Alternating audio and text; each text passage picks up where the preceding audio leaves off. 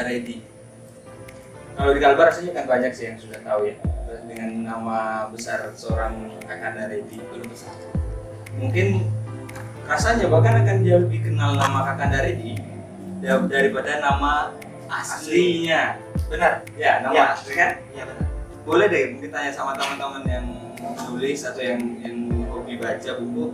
Paling kenalnya siapa sih itu tuh? Si Kakanda Reddy. Sebenarnya nama aslinya siapa sih? Nama asli saya Reddy Yosianto. Reddy Yosianto, SPD. Waktu itu saya menerbitkan dua buku pertama saya masih pakai nama asli Reddy Yosianto. Kemudian entah kenapa di buku ketiga saya berpikiran pakai nama Facebook. Kemudian saya itulah buku yang ketiga dengan nama Kakanda Reddy. Itu semua enak sekali. Ya, oke. Sejak pakai nama Kakanda Reddy di buku ketiga itu sampai sekarang saya belum kepikiran kembali lagi menggunakan nama asli. Ya. Jadi sejarahnya itu. Baik, bicara tentang karya dengan tema besar kita malam ini romantisme. Romantisme ini rasanya hal yang seksi untuk dibahas. Tidak ada habis-habisnya kayaknya kita membahas tentang romantisme. Betul Ustaz. Kira-kira menurut Abang romantisme itu apa sih? Apalagi misalnya kalau kita kaitkan dengan karya. Seperti yang sudah diucapkan oleh Bang Sekti di awal tadi, romantisme itu seksi. Ya. Jadi ketika kita sudah bermain-main di ranah romantisme, itu kita akan mengeluarkan segala daya upaya kita dalam menulis, menyuguhkan tulisan kita kepada pembaca. Bagaimana ketika seorang pembaca itu membaca tulisan kita dan setelahnya dia mendapat kesan yang berbunga-bunga. Jadi misalkan saya menulis sebuah cerita cinta, saya pernah ketemu dengan seorang penulis besar yang bernama Kang Golagong. Itu beliau mengatakan bahwa menulis itu gampang, tapi membuat pembaca suka dengan tulisan kita itu susah. Nah, ketika saya menulis, saya bermain-main di ranah romantisme, tujuannya adalah membuat pembaca yang membaca tulisan saya itu larut dan merasakan juga yang saya rasakan. Syukur-syukur kalau dia pun ikut merasakan juga dan atau mungkin pernah mengalami sekalian. Nah, romantisme yang saya sampaikan tadi itu nggak melulu tentang happy ending ya. Nah, terus gimana dong kalau misalkan sebuah cerita yang endingnya menyedihkan tapi disebut romantisme? Ya jelas romantis. Karena yang namanya kisah untuk menuju ke ending yang menyedihkan sekalipun awalnya kan pasti suka dulu. Iya betul. Itu bisa diambil sisi romantisme bisa. Dan kalau misalkan di karya sendiri, romantisme kalau mau saya bilang sebuah genre bisa kali ya, genre yang romantisme gitu ya. Jadi banyak yang bisa kita angkat di sebuah cerita yang berkisah tentang romantisme dan itu sekarang sedang digemari. Misalkan tulisan-tulisan Bumi Sari. Wah, itu lagi hangat-hangat itu ya. Luar biasa. Beliau sangat mahir dengan diksi-diksi yang bisa membuat bahasanya berbunga-bunga. Dan saya saya pernah menemukan satu akun Instagram. Kalau tidak salah saya nama akunnya Kritik Seduh. Oh iya? Ya, itu dia menulis buku yang berjudul Kata-Kata. Beliau followersnya gila-gila. Itu sudah ratusan. Setelah saya coba buka-buka sedikit filenya, postingan beliau, itu memang kata-katanya enak dibaca. Wajar dia punya followers sebanyak itu. Karena apa? Karena yang disuguhkan oleh beliau tadi itu kalau kita sebut sebagai sastra romantisme memang betul-betul romantis. Bahkan ketika beliau menyuguhkan sebuah kesakitan, sebuah patah hati, sebuah pengkhianatan, itu tetap enak dibaca. Karena bagaimanapun sakitnya seseorang tentang pengkhianatan segala macam, di awal-awal tentu merasakan manis dulu. Jadi tidak selalu tiba-tiba sakit. Nah, jadi sastra romantisme ini sekarang bisa dibilang komoditas kan. Ini kalau di lingkup nasional.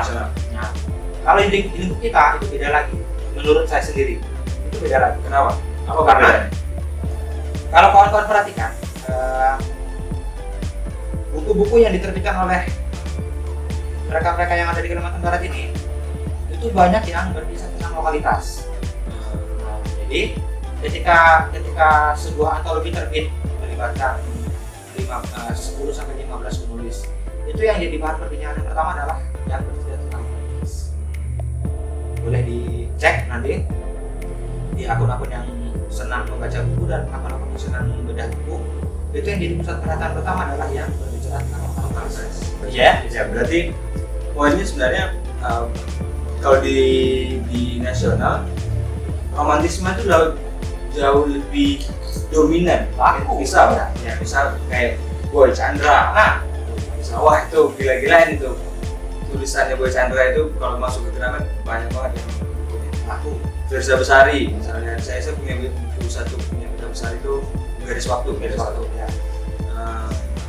Banyak lagi, apalagi misalnya ya sudahlah kita tidak bisa membandingkan karya-karya seorang Habibur Rahman Shirazi. Nah, dengan banyak sekali Bang, misalnya banyak bahkan yang aroma romantis misalnya punya Danarto, ya, seorang Sapardi itu juga dengan bahasa sederhana tapi itu sebenarnya menyentuh dan romantis, apalagi dengan puisi fenomenalnya Aku Mencintaimu Aku ingin mencintaimu seperti kayu pada api misalnya. Itu sebenarnya kata-kata yang sederhana dan romantis. Rasanya kalau misalnya di Kalbar ini terlepas dari kawan-kawan yang berfokus pada penulisan lokal dan ya, karena kemarin saya juga bicara dengan Bang Amrin Suraidi Rawansa, ada kawan-kawan dari Seberdaya juga. Kata lokalnya sebenarnya membuat membuat kecil suatu karya rasanya. Kalau menurut saya itu adalah sebuah sekat. Iya. Jadi boleh saya? Silakan. Lokal itu sebenarnya nggak ada. Lokal itu sebenarnya nggak ada. Karena ketika orang Jakarta menerbitkan tulisan di media yang memang terbit di Jakarta, berarti kan mereka kalau memang masih terpaut pada kata-kata lokal, berarti kan karya mereka cuma dibuat di media lokal dong. Iya. Padahal Kompas di sana. Betul. Ya kan? Kompas itu bukan main. Bukan nasional. Betul. Nah, jadi kalau misalkan penulis Jakarta menerbitkan tulisan di Kompas, ya orang-orang sana bisa bilang di media lokal pun kan. Sama seperti kita di sini hanya terbit di Pontianak saja. Jadi betul seperti kata kawan-kawan bahwa lokal ini sekat. Jadi enggak lah, sebenarnya kita nggak perlu istilah seperti itu. Maka rasanya kalau dibilang ini karya lokal, penggunaan kata lokal ini rasanya agak konotasinya negatif. Ya. Misalnya begini kan, ini karya lokal, yang ini karya nasional. Kelihatan kecil sekali, remeh-temeh sekali karya nasional. Yang rasanya ya kita membuat karya itu bukan untuk dinikmati untuk lokal. Karya itu rasanya semua penulis itu pun atau semua karya pasti punya peminatnya di luar sana, bukan hanya di sini kan. Nah kalau untuk kita bicara tentang romantis, seromantis apa karya Bang? Apakah ada karya yang romantis? Ini dari sekian banyak karya ini, sekian banyak tulisan, yang paling romantis punya seorang Kakanda Redi ini apa? Semuanya romantis. Ya, Anda nanya salah. Kenapa? Nanyanya ke saya. Harusnya ke membaca ya gitu. Iya, saya harus mengagungkan tulisan saya sendiri. Betul. Jadi bagaimana seorang penulis harus egois sendiri? Iya, jadi misalkan seorang penulis tidak mengagungkan karyanya sendiri, ya bagaimana orang lain? Iya. Jadi kalau misalkan berbicara masalah romantisme, saya hanya berani menunjukkan bahwa ya begini sisi romantis yang bisa saya sampaikan ke pembaca. Bahkan beberapa pembaca ada yang menuduh saya bahwa saya pernah melakukan itu dan membuat itu menjadi cerita. Bahasa kerennya itu adalah kisah nyata. Kemudian saya fiksikan di sebuah cerpen. Dan ini sebenarnya lucu karena kita kan penulis, kita punya imajinasi yang liar, kita punya keliaran imajinasi masing-masing. Misalkan di cerpen saya terbaru kemarin saya mengangkat sebuah cerita tentang pengkhianatan seorang laki-laki yang bermain di belakang istrinya, menyimpan nomor telepon perempuan dan mengganti nama tertentu dengan nama laki-laki. Kemudian ketika si perempuan menelpon yang muncul adalah nama laki-laki, itu ada beberapa pembaca yang menuduh saya bahwa saya adalah pelaku tahu. Iya, dan pernah seperti itu gitu. Itu berarti kalau dalam satu karya itu tokoh aku adalah tokoh utamanya di situ. Seolah saya sebagai penulis pernah melakukan hal seperti itu gitu. Padahal ini kan apa ya, saya sebut sebagai sebuah keliaran imajinasi ya. Jadi ketika saya membuat sebuah cerita yang romantis, menyuguhkan sebuah romantisme, kenapa saya tidak dituduh seperti itu? Wah, akan itu romantis juga. Kenapa nggak seperti itu? Iya. Giliran yang buruk-buruk saya dituduh seperti itu. Iya. Sebuah karya itu tidak lahir dari kekosongan budaya sebetulnya. Dan Kata kuncinya itu. iya, rasanya abang nggak pernah melihat. Biasanya kita abang pernah melihat kawan-kawan yang kayak gitu. Contoh saya sebenarnya punya seorang teman yang melakukan hal yang serupa. Bukan serupa lagi, sama dengan nama kontak itu Abang Bengkel. Betapa luar biasanya Abang Bengkel ketika Abang Bengkel mungkin teman-teman yang satu tempat tinggal dengan saya sudah tahu itu siapa namanya. Mudah-mudahan beliau tidak menonton live ini. Ya, semoga jangan. Karena akan bermasalah bagi saya di kemudian hari. Dan keselamatan kita terancam. Wah, iya. Baik, proses kreatif nih. Pasti banyak kita yang akan bertanya-tanya. Itu sebenarnya proses kreatif. Kalau misalnya kita berkaitan dengan romantisme, apa yang harus kita lakukan misalnya untuk menjadi seorang penulis yang walaupun sebenarnya kita kalau menulis saja nanti genre dan gaya penulisnya itu ngikut gitu kan, dan lama-lama itu bisa sendiri. Iya. Kalau misalnya ada orang yang memilih, saya sepertinya asik romantis deh, ini dalam tanda kutip ini sangat menjual misalnya. Ya. Apa yang harus dilakukan seorang penulis jika dia ingin menulis karya atau membuat karya yang romantis? Kalau dengan kata misal kita buat genre ya genre romantis. Ya.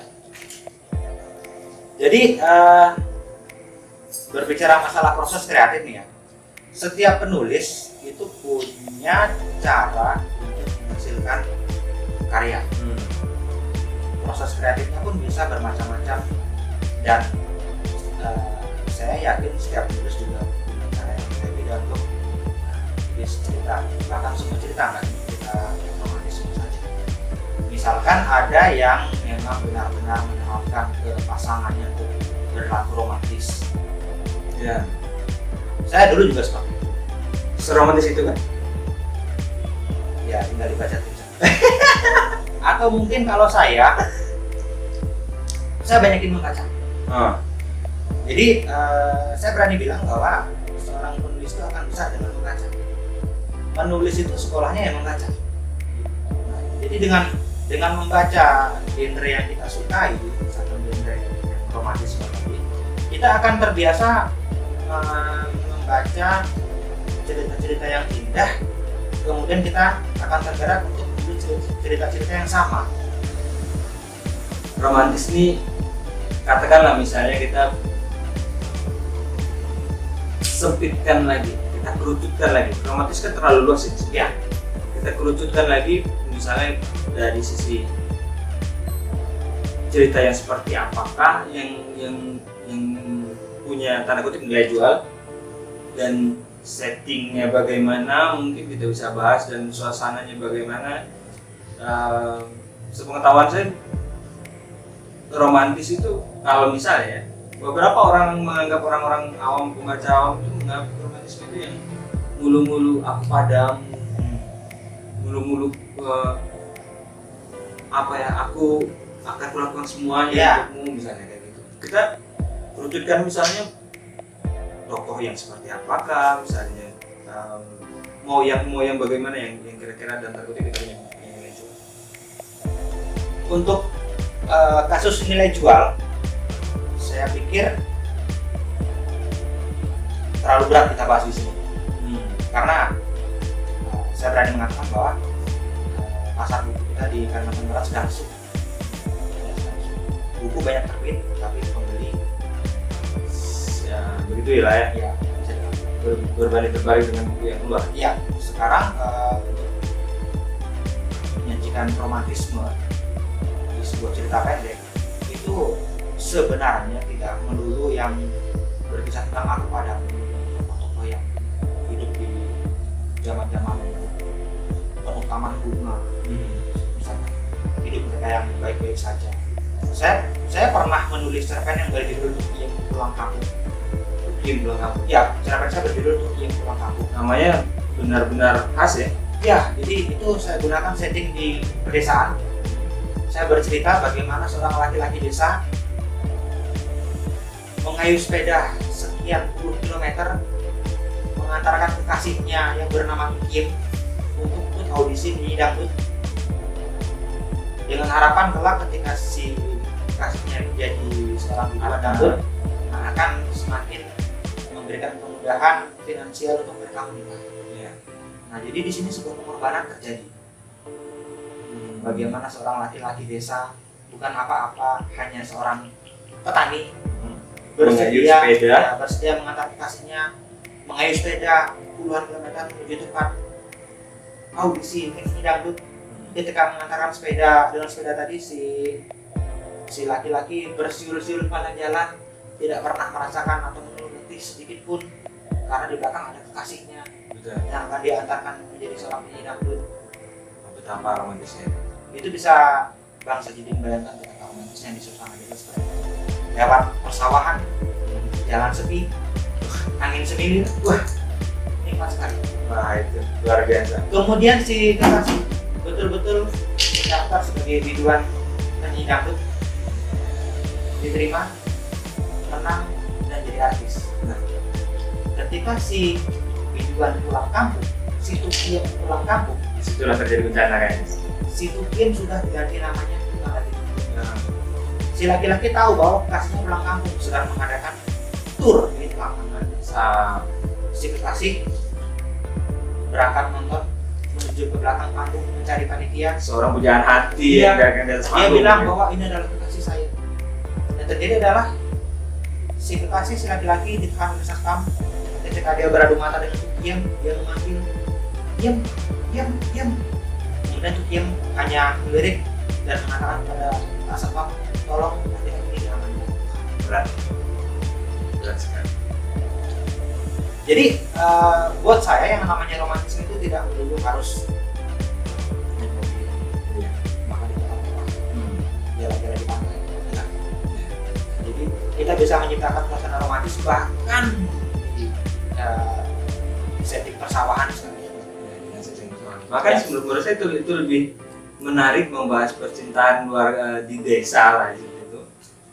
Apalagi dengan era sekarang. Era sekarang mau kata kita dengan sosial media itu kita bisa lihat wajahnya, Ya, bisa lihat kesehariannya, Benar. istilahnya fingerprintnya orang ini ada di sosial medianya. betul. Kita sudah dapat itu. Jadi kita misalnya mau melakukan pendekatan, kita tinggal sesuaikan dengan apa yang dia punya di sosial media. Itu luar sederhana. Bahkan katakanlah PDKT atau nembaknya via sosial media, Iya. bisa. Tapi bagaimana perjuangan seorang laki-laki itu nembak perempuan di desa ini harusnya itu tuh. Haruskah dia bawa martabak dulu? Dan itu terjadi Wah. sebelum ada istilah bucin. Ketika istilah bucin muncul, kita sudah kehilangan yang namanya romantisme. Seorang laki-laki yang berkorban kepada kekasihnya itu romantis. Dulu, sekarang nggak lagi. Karena apa? Karena sedikit saja laki-laki berkorban kekasihnya, wah, sudah dibilang Bucin. Betul. kita kehilangan yang namanya romantisme setelah ada kata bucin. Sama seperti kita kehilangan rasa rasa menolong, rasa ingin tahu kepada kesusahan kawan setelah ada kata-kata kepo. Iya, betul. Betul ya? Ya kan? Iya betul. Itu sadar tidak sadar sebetulnya romantis itu sudah mengalami pergeseran makna. Dengan kita melakukan pengorbanan, dan apa ya, kita membuat pengorbanan itu kalau zaman dulu romantis sekali, misalnya dari Supadio ke kakak hujan-hujan nganterin makanan misalnya. Wah itu kan ujung ketemu ujung tuh, hujan-hujan rela dia ngajak makan, itu romantis. Tapi ketemu teman, kemana? Ini dulu ada mau ke rumah pacar. Ah, dasar bucin. Nggak jadi itu.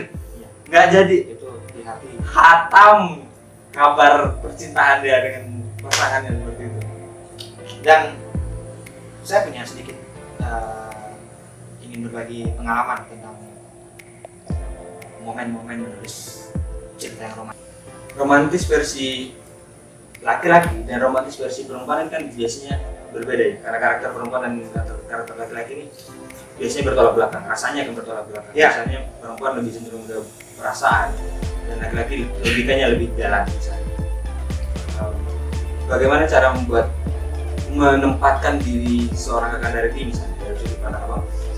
Bagaimana caranya ketika kita seorang laki-laki ingin membuat cerita romantis versi perempuan?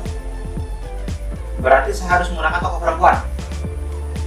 Harus menggunakan tokoh perempuan. Berarti saya ya. Oh, proses kreatifnya sehingga cerpen tersebut lahir, tercipta, tapi tokohnya tokoh Perempuan. gitu. Di sini murni saya gunakan imajinasi. Dengan menggunakan imajinasi yang tetap menggunakan logika. Baik nih ada romantis kalau misalnya dibuat dengan cara eksotisme atau ada beberapa karya yang dia kata misalnya dalam norma kehidupan kita hari-hari yang kita pegang kita anggap itu akan sedikit menyerempet, bukan hanya menyerempet sih, rasanya itu sudah arahnya sudah melabrak norma misalnya. Ya, Sahkah? Atau bolehkah? Atau apa yang misalnya tanggapan? saya tidak berani mengatakan itu sah atau tidak, boleh atau tidak, atau mungkin mengiyakan. Di buku terbaru saya ada 2 judul cerpen yang mengeksplor tubuh perempuan. Yang pertama pesan singkat untuk pelacur berinisial M. Nah, Yang kedua, cerpen itu kalau tidak salah saya berjudul Nyonya L. Nyonya L. oh iya, ini. Bagaimana cara saya mengeksplor tubuh perempuan agar nama tokohnya aman? Di sini saya memang harus bermain aman. Saya tidak akan menggunakan nama tokoh yang istilahnya ada di dunia di lingkaran hidup saya. yang seperti tadi lah Iya. ya, kita pakai itu benar-benar ada. Sebenarnya saya pun ke seseorang, saya tidak akan pernah sampai mengeksplor tubuhnya. Karena saya takut dituduh sama pembaca lagi. Gitu. Resikonya kembali ke situ lagi ya. Jadi saya akan menggunakan nama-nama tokoh yang ya, tadi berupa inisial atau mungkin berupa potongan sedikit panggilan saja. Misalkan L itu bisa jadi Elvira atau mungkin L laki-laki Samuel misalnya Samuel. Mungkin ada kawan-kawan yang punya nama Samuel.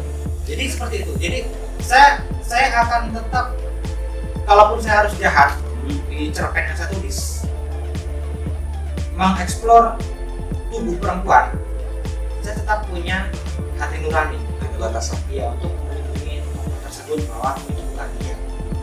Meskipun sebenarnya saya mengarah ke sana. Ya. Hanya orang-orang tertentu yang tahu, misalkan saya punya masalah, kemudian saya membuat cerpen, tiba-tiba cerpen itu ditayang di koran dan kawan saya membaca dan langsung mengkonfirmasi, Bang atau Mas atau Om, ini ya. Saya tidak bisa bilang iya atau enggak karena dia sudah terlanjur tahu masalahnya. Ya terserah Anda bagaimana Anda menilainya. Betul. Dan kalau sampai misalkan ada pembaca, Om ini kan si ini kan? Oh berarti Om pernah begini ya? Kan Repot. begitu.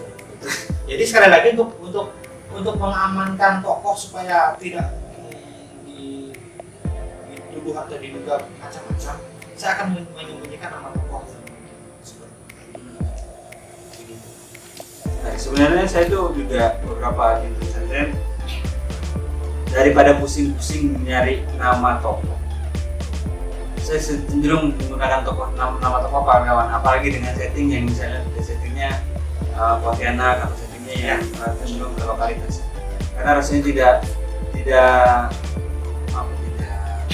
elok rasanya kalau misalnya dalam satu karya dia settingnya di kampung, di pedesaan, tapi memanggil ibunya dengan kata mami. Nah, cocok. Dia baik pulang nyangkul gitu, dia harusnya aduh maaf, tapi mami tidak masak. Aduh, terus saya pengen saya tampar aja kalau pengen ada orang belum dari kampung sekali. Ini mami tolong jemurannya dientas. Aduh, mami sekarang goreng gede kan enggak enak. Ini lupa sekali. Saya benci sekali saya dengar ini. Aduh. Ya ampun. Saya cuma nggak bisa. Tapi mengarik dulu ya Mi. Ya Mi, mukanya jangan lari. Aduh, itu sebenarnya apa ya? Rasanya itu asik sepertinya. Kami hanya muslim begitu ya. Asik. Rasanya kan akan sangat luar biasa. Kita dari kampung yang sama, kita tahu lah kampung kita seperti apa kondisinya. Rasanya kalau misalnya ada orang yang pakai papi mami itu akan dibunuh ya di kampung itu. Dan itu kalau kita buat ke dalam tulisan, itu akan menjadi sebuah kesalahan yang menyenangkan. Betul. Oke. Baik. Diksi ini sebenarnya luas ya. Untuk diksi romantis ini tidak terbatas. Ya, mau diksi apapun sebenarnya artinya tidak terbatas, tergantung bagaimana orang nafsirkan diksi itu. Terlebih luas lagi itu kalau misalnya digunakan dalam puisi. Itu kan mana suka penulisnya dan bagaimana itu punya makna bagi penulis. Nah, kita masuk ke diksi yang kira-kira tidak umum. Ada lah kira-kira rasanya diksi-diksi yang tidak umum yang punya nilai plus.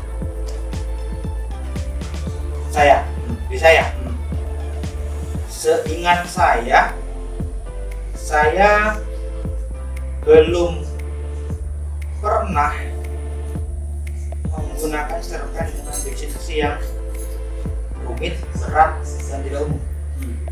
Tapi ketika membaca saya sering. Saya pernah membaca novel yang berjudul, kalau saya tidak ingat, judul novelnya Betina. Itu yang nulis orang dokter yang bernama Nova Rianti Yusuf. Nova Rianti Yusuf menulis sebuah novel, dan karena basic beliau adalah seorang dokter, itulah di sana istilah kedokteran yang bukan dipaksakan, beliau ngerti, tapi saya nggak ngerti gitu. Dan beliau memasukkan istilah-istilah kedokteran, istilah-istilah medis, istilah-istilah kesehatan ke dalam sebuah cerita, dan saya tidak ngerti, itu membuat kenikmatan membaca saya berkurang. Nah, itu yang pertama. Kemudian muncul lagi novel-novel dengan bahasa-bahasa yang istilahnya bahasa yang digunakan tuh 2 level di atas pengetahuan saya. Tingkat logikanya, seperti novel-novelnya Dewi Lestari. Supernova itu bahasanya luar biasa. Saya akui itu berat. Itu ketika saya pertama kali membaca Supernova di tahun 2003 atau 2004, ketika itu saya mendapat tugas kuliah dari dosen saya yang bernama sebut saja. Di kawan-kawan siapa kira-kira? Bu S? Ya. Bu Seli. Oh. Beliau menugaskan pada kami, angkatan kami, untuk membaca buku Dewi Lestari yang pertama, Kesatria Putri dan Bintang Jatuh. Iya. Pada waktu itu tingkat membaca saya masih rendah, dan kecakapan menganalisis saya masih sangat baru ketemu seperti itu. Sehingga novel Kesatria Putri dan Bintang Jatuh itu membuat saya benar-benar harus keras otak. Saya harus membaca 2-3 kali, bayangkan itu novel bukan cerpen. Saya harus membaca 2-3 kali dan saya Dan rata-rata novelnya semuanya betul. Iya, novel cuma 5. Sampai yang terakhir kalau saya warna putih kan yang lebih bukan ya. Aduh, Saya intelijensi apa gitu deh, warna putih gitu deh. Ya. Nah, kira-kira ada yang mau ditanyakan. Jarang-jarang kita ketemu seorang ketua umum forum penulis Barat Borneo. Tepuk tangan. Tepuk tangan juga. Ya, karena kalau Anda tepuk tangan juga saya harus tepuk tangan karena saya Ya. Anda juga. Baik, ada yang mau tanyakan kawan? Oh, ya, assalamualaikum warahmatullahi wabarakatuh. Waalaikumsalam. Sungguh luar biasa pengalaman kita pada malam hari ini tentang romantisme. Karena memang perlu kegiatan seperti ini untuk akhirat ini. Pertama-tama saya mau sedikit mengulang bahan bacaan saya. Saya baca-baca di sini juga. Memang romantisme ini ada poin-poin pentingnya yang memang kalau diintrinsikan ada ketemu poin-poin itu gitu. Yang pertama itu poinnya adalah kembali ke alam. Nah, kembali ke alam itu memang orang mencintai alam dan masuk ke dalam. Lalu kemurungan, orang yang murung. Dan ada di sana banyak menggunakan kemurungan itu. Saya pernah baca ada anak kecil yang dia kelahi dengan mamanya begitu. Di reinkarnasi. Saya paling ingat itu, yang paling saya ingat. Ini dua mata saya hidung saya satu. Nah itu, bagaimana seseorang yang memang menulis romantisme ketika mendapati dunia yang misalnya tidak seperti yang diinginkan, misalnya tiba-tiba misalnya kita cerita misalnya keluarga gitu lah, keluarga abang teman saya. Secara romantisme mungkin ini harusnya perempuan ini, tapi secara sehat kita misalnya, secara mata gitu, beraninya gitu, berbeda. Apakah itu termasuk satu di antara hal-hal yang memang bisa diceritakan, ataupun memang bebas saja gitu? Kan ada biasanya patokan-patokannya kalau orang saya dengar tuh, kawan-kawan menulis biasa tuh, ngapa pula tokohnya seperti ini gitu? Nggak boleh lah, dia mainkan logika dia sendiri. Nah, apakah kita harus misalnya ada kritis dari orang luar misalnya, ini sebenarnya faktanya begini misalnya. Kalau perempuan marah, pasti dia bilang terserah. Tapi kita nih berbeda misalnya nulisnya gitu.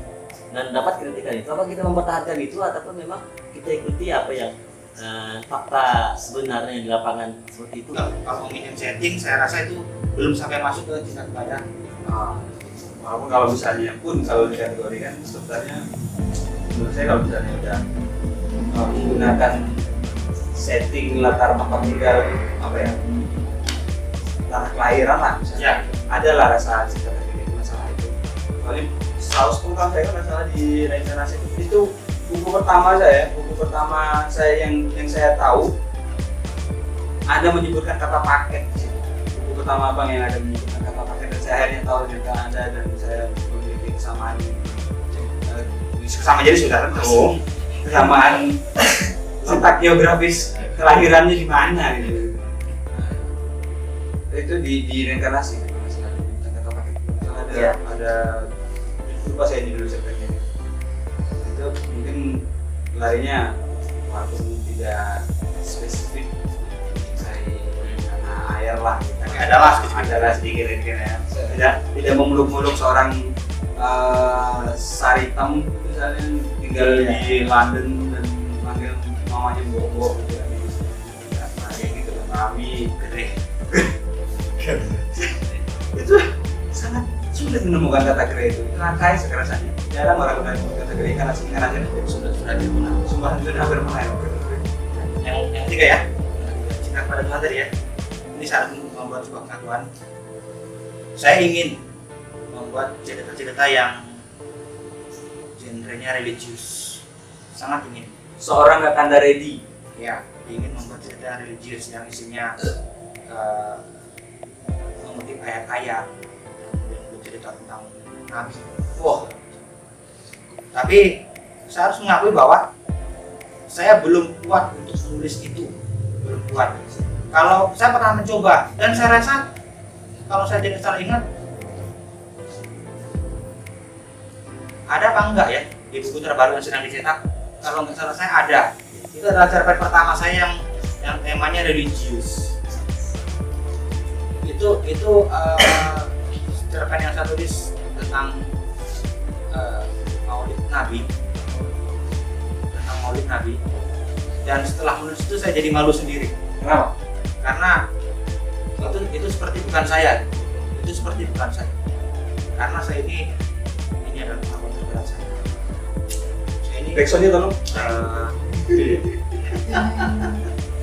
begajulan, sering berkata-kata kotor, kemudian tidak terlalu rajin beribadah, jarang membuka kitab, dan tiba-tiba seorang kakak dari dia seperti itu menulis cerita religius. Iya. Bisa kawan-kawan bayangkan ya? Iya. Itu rasanya saya harus menasihati orang tapi saya lupa menasihati diri saya sendiri. Jadi itu bukan kakak dari. Istilahnya kayak kalau kita Manggar itu macam berbicara tentang sungai. Kakak dari dia adalah berbicara tentang romantisme yang pernah dia lakukan. Dan itu kadang-kadang beberapa cerita yang tidak pernah dilakukan tapi romantisme, sehingga pembaca berpikiran negatif. Ini harus tekankan. Jadi gitu Bang.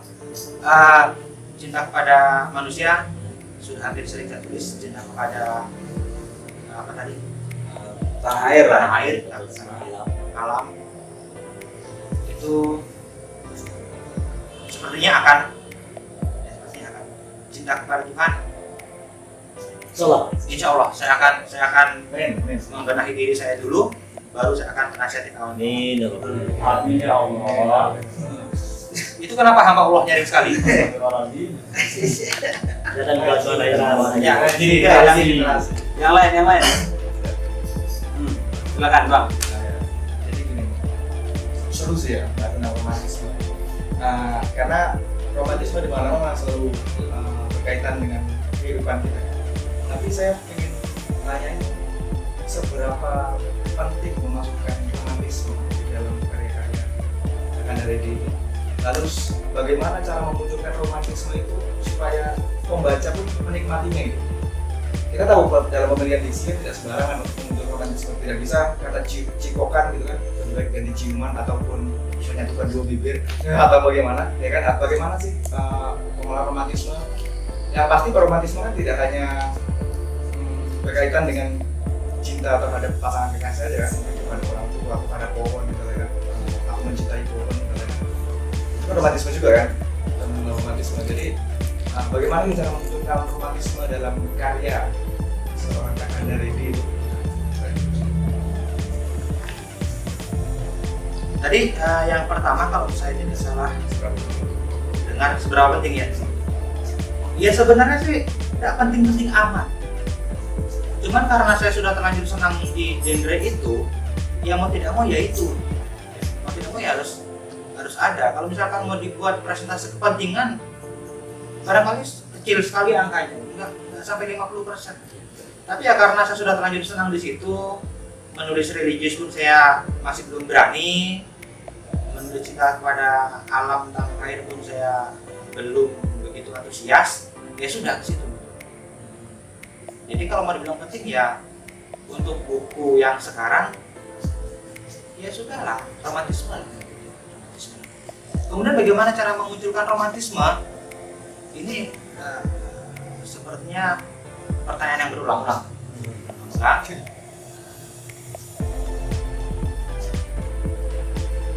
Susah. Bukan memunculkan sih, lebih pada memperkuat ciri romantisme itu sendiri gitu. Jadi wah ini kena banget ke pembaca gitu. Ya.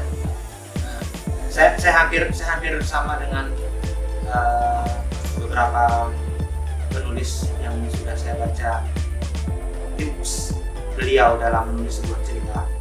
Yang pertama, disuruhnya lah menulis seperti saya membaca sebanyak mungkin buku yang bergenre romantisme seperti yang ingin saya tulis. Yang pertama. Yang kedua, disuruhnya lah saya ini mengamati keadaan sekitar. Benar sekali seperti yang dikatakan Bang Fauzi tadi, bahwa yang namanya romantisme tidak melulu manusia kepada manusia. Bahkan ada loh romantisme manusia kepada hewan liar.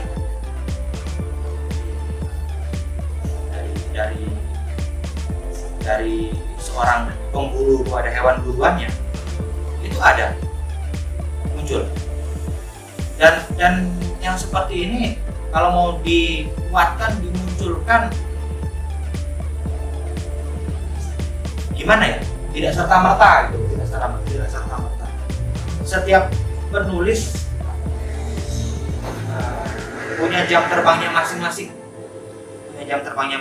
Jadi akan sangat hebat sekali kalau penulis pemula sanggup membuat sebuah cerita romantisme atau genre apapun yang langsung bisa menyentuh hati membaca. Itu hebat. Sementara saya tidak seperti itu. Saya butuh berbuku-buku, bahkan sampai sekarang pun ada beberapa cerita yang saya masukkan dalam buku yang ternyata setelah dibaca oleh seseorang mereka merasa biasa-biasa saja. Dan itu tidak membuat saya kecewa. Berarti saya menyadari bahwa wah, ada yang kurang di cerita ini. Misalkan ada, saya sebagai penulis yakinnya bahwa ini adalah romantis. Dibaca sama orang biasa saja. Wah, berarti saya belum romantis. Bagaimana cara mengatasinya? Bikin buku lagi, ciptakan lagi romantis. Dengan cara apa? Ya itu tadi, baca, mengamati sekeliling, terus apa lagi? Mendengar cerita kawan-kawan, curhat dari itu yang saya gunakan sebagai alat untuk menyerap entah ide, entah peristiwa, cerita yang akan saya jadikan sebuah tulisan. Jadi seperti itu. Belakangan saya mulai tergila-gila dengan, bukan tergila-gila, menyenangi, tapi belum sampai taraf tergila-gila. Saya mulai menyenangi genre-genre horor, pembunuhan, kekerasan, dan misteri lah. Jadi seperti itu. Saya ingin menantang diri saya sendiri, kemampuan saya sendiri. Apakah saya sanggup menuliskan? Ternyata ya beberapa cerpen selesai. Saya sanggup menyelesaikannya dengan konsep ya, kadang-kadang meskipun sedikit-sedikit masih bisa jadi cerita komedi misalnya. Ya sepertinya memang sudah mengalir di darah Anda Iya. ya, tidak pernah lepas dari itu. Saya menulis cerpen tentang pocong Mbak Arum. Saya sudah yakin di dalam diri saya bahwa cerpen ini bakal jadi cerpen horor, misteri, menyenangkan. Ternyata enggak. Jadi komedi ya. Ternyata enggak. Saya sendiri kesal gitu. Kenapa bisa seperti itu? Saya sendiri kesal. Jadi seperti itu cara menguatkan romantisme dalam tulisan-tulisan saya. Dan ini jelas tidak akan sama dengan penulis lain. Penulis lain akan punya cara sendiri. Mungkin biasanya kalau kita hanya membaca buku dan kita observasi di sekitaran kita, misalnya apa yang disebut romantis dan bagaimana romantis itu, biasanya akan menjadi satu yang unik kalau misalnya romantisnya itu romantis yang berbeda dari kebanyakan. Contoh misalnya akan romantis kalau misalnya diantar-antarin setiap hari, itu romantis kan, romantis misalnya. Tapi ada yang misalnya romantisnya berpikir sudah bang izin, oh iya, bang kemana, oh iya, bang oke, romantisnya kasih Jatuhnya malah protektif gitu ya. nah Iya. bahkan mungkin saya pernah observasi beberapa ini karena di sini pengakuan saya untuk pertama kalinya juga Asik. kepada Anda kalau saya juga pernah sering melakukan riset di kehidupan nyata Ya. risetnya dengan cara mama kepada kaum wanita kalau itu dijadikan riset gitu. Bahwa ada satu orang perempuan yang melarang itu seperti pikiran laki-laki kan, kebanyakan perempuan sekarang berpikir kalau misalnya udah dilarang itu akan tidak bisa ini, tidak boleh ini ya, nah itu akan begitu. Ternyata ada satu orang perempuan yang dengan memberi pelarangan, dilarang sedikit itu misalnya, jawabannya begini, kamu tuh harus ngelarang aku. Minta. Ya, itu akan jauh lebih romantis. Kecenderungan perempuan rasanya sekarang kok Kak, atau kita yang bergerak nih, kita yang mencari tahu, kita yang menjadi ahli nujum nih, bagi perempuan kebanyakan. Nah, ternyata dibagi satu orang perempuan tidak demikian. Dia akan dengan frontalnya katakan, dia akan dengan frontalnya minta dikekang. Dan saya kaget juga ternyata ada perempuan yang minta dikekang. Itu romantis rasanya bagi saya pribadi, ini perempuan romantis. Dia sudah berbeda dari yang lain. Bisa kan? Dalam konsep romantisme ya, untuk kita kan sekarang sedang berbicara tentang sastra, spesifiknya lagi dalam bentuk tulisan. Ya kan? Ketika dalam bentuk tulisan itu dituliskan jadi sebuah cerita, itu asik, itu romantis, itu menyenangkan itu. Tapi ketika itu terjadi dalam kehidupan sehari-hari, Iya, berlebihan. betul. Ya. Betul. Nah, dan ini jelas dua wilayah yang berbeda. Berbeda. Ketika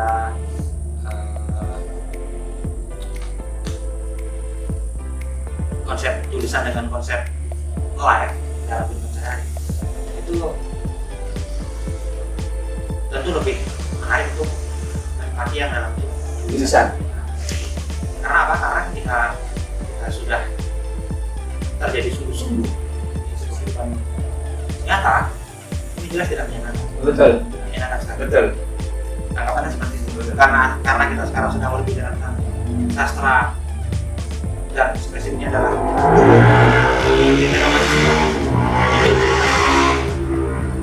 itu cerita seperti tadi itu menyenangkan, itu romantis. Nah, akan jauh lebih menyenangkan ya. Ternyata ada juga ya orang kayak gini. Iya, Bisa dari ternyata. buku ya. Iya, betul. Tapi kalau misalnya dalam kehidupan hari-hari itu agak ya kurang lah gitu ya. Baik. Kedepannya ada target. Sebenarnya tadi udah diomongin ya. Kalau misalnya mau target, bukan target sih. Kepengennya menulis romantisme kepada Tuhan itu sangat saya tunggu-tunggu karena itu tadi bagaimana caranya seorang harimau, seekor harimau dia akan membicarakan tentang sungai, dia akan membicarakan tentang laut yang itu dia bukan makhluk amfibi. Jawabannya adalah So, seberapa inginkah? seberapa inginkah? 75%. Besar tuh. Seperti kehadiran seorang mahasiswa. Iya. Minimal harus 12 kali tanda tangan ya. Masa. Nah, Soal. jadi kalau tidak sampai 75%, Berarti sepertinya Anda harus saya harus bermeditasi dan bertafakur serta berguru kepada seorang Pak Jarod Setiago. sepertinya. Mas Kari, Ya, bagi mudah-mudahan Mampai nonton karena kita tahu perubahan drastis dari seorang Pak Jarod dari Sport 1 sampai sekarang itu luar biasa. dan sekarang saya akan insya Allah akan seperti dia. Amin. kita akan tunggu kalau misalnya benar-benar jadi seperti itu. Saya rasa dunia ini akan jauh lebih damai ya. Jadi tidak ada kata-kata tidak ada kata-kata panggilan laki-laki itu. Kalau misalnya akrabnya laki-laki itu bukan yang seperti perempuan. Jeng, itu tidak ada ya. Tapi nya itu harus diganti dengan fonem i ya. Ya, tidak boleh lah dong ini. Jadi tidak boleh disebutkan dong. Ini yang nonton dunia dan akhirat. Baik, kita sudah berbicara panjang lebar kreatifnya bagaimana, romantisme dalam karya itu harusnya seperti apa, tokoh yang romantis seperti apa, setting yang romantis bagaimana, serta bagaimana menguatkan unsur romantisme itu dari berbagai hal, misalnya yang sudah tadi romantisme pada makhluk Tuhan itu ngapain juga bunyi-bunyi Yongma ya ini sudah pukul berapa Pak? Ya mungkin nggak bisa sudah pada apa Tenang kawan-kawan, sebentar lagi kita akan akhiri sesi diskusi. Coba ini semutan bang. Ayo. Kayak ini kesalahan kami kita terlalu menyelebar diskusi saking asiknya jadi Yongma ya. Yongma ya. Kita tidak sebutkan itu apa, tapi kawan-kawan pasti akan tahu itu Yongma itu merek apa gitu. Philips ya. Philips bisa lampu bro. Bisa Philips Sharp itu masih bisa yang lain, tapi kalau Yongma fokus sih dia. Ya, dia benar-benar Produk. istiqomah dia di bidang itu ya. Astagfirullah. Nah, baik, berarti simpulannya romantisme dalam karya. Kata-kata terakhir di sesi ini, di acara pada malam hari ini, romantisme dalam karya itu simpulannya seperti apa mungkin? Buat saya, romantisme dalam karya itu bisa dilakukan oleh siapa saja dan dengan cara apa saja. Dan sebuah romantisme tidak melulu harus hadir di tempat-tempat yang wah, makanannya kelas Eropa atau mungkin di tempat-tempat wisata yang ya pun romantisme bisa muncul bahkan di setting kolong jembatan sekalipun. Kemudian untuk kawan-kawan yang ingin menulis kisah-kisah romantisme, jangan khawatir, jangan takut bahwa romantisme di Kalimantan Barat masih diterima walaupun dalam porsi kecil. Karena seperti yang kita bahas di awal tadi, kawan-kawan di sini terutama yang berperan sebagai kritik sastra, mereka masih fokus pada unsur Lokalitas. Toh faktanya juga cinta itu tidak akan pernah habis. Iya, kalaupun ada yang menulis romantisme harus ditulis lah. Seperti Titah Pramudia Natur. Walaupun saya tidak pernah baca bukunya, saya pernah baca beberapa kutipan dari beliau. Menulislah apapun itu, jangan takut ini dibaca orang. Suatu saat tulisan kita akan ada. Wah, super sekali. Tepuk tangan buat Anda Redi, luar biasa sudah menyempatkan diri berbagi ilmunya, berbagi pengalaman dan semuanya. Dan ini ada sedikit tanda mata dari kawan-kawan. 1, 2, 3, 4, 5, 6. Ada 6 buku, bukan 60 buku. Kalau 60 itu lumayan biasa capeknya beliau akan bawanya. Di sini ya banyak bang, ada 2 netapon, ini Cipta Rakyat, ada ini punya mungkin abang kenal salah satu sini ya, Bang Sugeng dan beberapa kawan-kawan yang lain. Dengan saya menyerahkan tanda mata ini maka berakhirlah sudah acara pada malam hari ini. Jangan sedih, ke depan kita akan ketemu lagi dan bersenang-senanglah kawan-kawan, yang itu tidak akan bunyi lagi. Baik. Ya. Ini drama tadi kayak ini juga nanti terakhir ini. Baik bang, silakan tidur bang. Terima kasih. Foto itu video bagaimana itu? Foto sama video TikTok. Itu biar bergilir pak. Ya. Sampai kesalahan lagi langsung. Lu mau mana dulu? Lu mau Udah. Saya. Iya, alhamdulillah. Nanti kan dulu kita evaluasi. Iya, benar. Kan ada 3 bang ya. Jadi kita kan pembuat romantisme pasti bicara cinta. Ada 3 cinta jadi ada eros. Yang kedua ada filsafat cinta terhadap pengetahuan. Seperti cinta dan filsafat.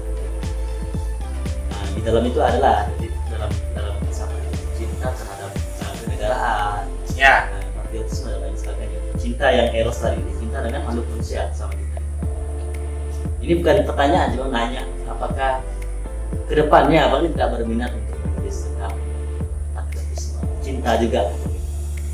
Mungkin dengan balutan tadi eksotisme, balutan individualisme dan lain sebagainya. Lalu cinta dengan doa. Nah, saya bukan ngomong ya, saya mau baca kebanyakan. Mungkin nanti abang bisa mengakui sendiri lah ya, atau memang nggak mengakui gitu.